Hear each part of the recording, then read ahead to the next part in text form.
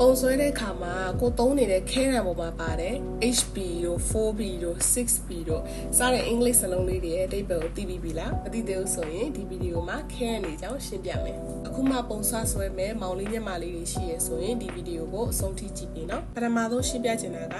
H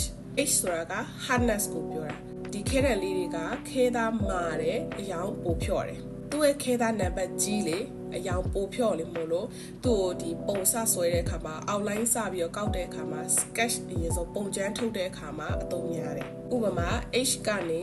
2H 4H 6H အဲ့လိုမျိုးနံပါတ်ကြီးသွားပြီဆိုလို့ရှိရင် 6H က H ထက်ပိုပြီးတော့အယောင်ဖြော့တယ်နောက်တစ်ခုက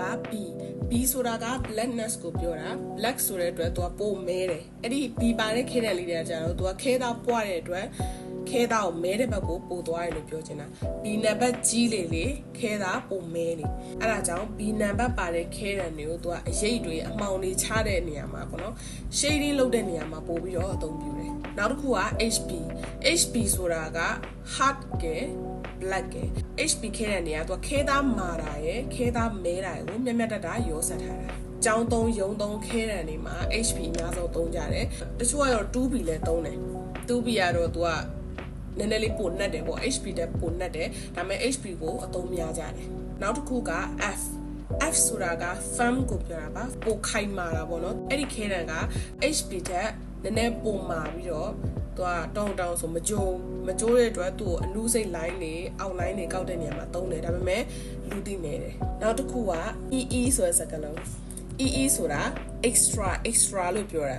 extra ဆိုတဲ့တိုင်းသူကမဲတဲ့လုံးဝမဲသူကလုံးဝ extra B ထက်ပိုပြီးတော့နှက်တယ်ဒီခဲတဲ့နေကြတော့သူကခြာကိုတအားများတယ်ဒီမီးသွေးတအားများတဲ့အတွက်ပေါ့နော်သူ့ကိုစပင်တို့မျက်လုံးအိမ်တို့အဲ့လိုမျိုးခြေတဲ့နေရာမှာအသုံးများတယ်နောက်တစ်ခုဘ ഹു တုဒအနေနဲ့ဒီခဲတံတွေကိုဒီလိုလုံးချောရေးမဟုတ်ပဲနဲ့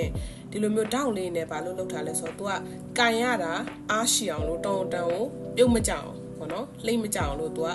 ဟာစာကွန်နဲ့6တောက်ပုံစံနဲ့လုပ်ပေးထားတယ်နော်ပြီးတော့ခဲတံတွေကဒီခဲသားကိုဘာနဲ့လုပ်ထားလဲဆိုလို့ရှိရင်ခဲနဲ့လုပ်တာမဟုတ်ဘဲနဲ့ graphite ကြောင့်ပြီးသွင်းနဲ့ရွှွန်စင်းနဲ့ရောပြီးတော့လုပ်ထားတာရွှွန်စင်းပုံများရင် H ဘက်ကိုရောက်ပြီးတော့ခဲသားမာတယ်အရောင်ပိုဖြော့တယ် graphite ပုံများလို့ရှိရင်ခဲသားပွားပြီးတော့ B ဘက်ကိုသွားတယ်အယောင်ပိုနှက်တယ်ကဲခဲတဲ့အကြောင်းစုံလေးသိသွားပြီဆိုတော့နောက်ဗီဒီယိုမှာတွေ့ပါမယ်ပကြီးနဲ့ပတ်သက်ပြီးသိချင်တာရှင် comment မှာရေးထားခဲ့လို့ရပါတယ်အဆုံးထိကြည့်ရှုပေးလို့ကျေးဇူးပါ bye bye